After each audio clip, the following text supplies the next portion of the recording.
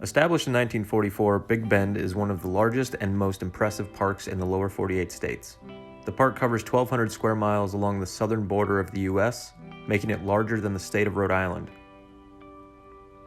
Despite its size, the remote location of the park is the primary cause for its low awareness. In fact, this isolation results in an annual visitation of roughly only 350,000. While Big Bend has many features that would typically define other parks, its most impressive characteristic may be its diversity. West Texas marks the boundary of the American Southwest. The park is located entirely within the Chihuahuan Desert, but at the heart of the park is an unexpected landscape.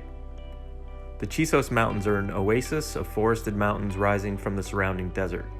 These peaks are a separate climate zone to the hot rocky terrain below, supporting not only trees, but larger animals like mountain lions. In the peak of summer, the desert area can reach over 110 degrees, but the Chisos Mountains average around 80. The jaggedness of the mountains, some standing nearly 8,000 feet above sea level, allow for some of the best trails in the region, as well as perhaps the greatest sunset in all national parks, at an area called the Window. And after the sun goes down, you can take in the stars.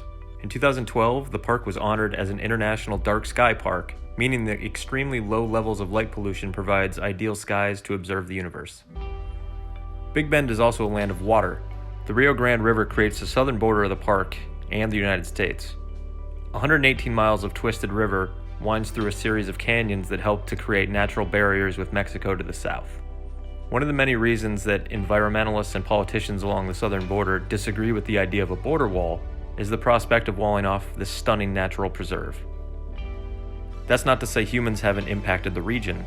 Indigenous archaeological sites within the park date back 12,000 years, and more modern ruins left by explorers, ranchers, and miners dot the park.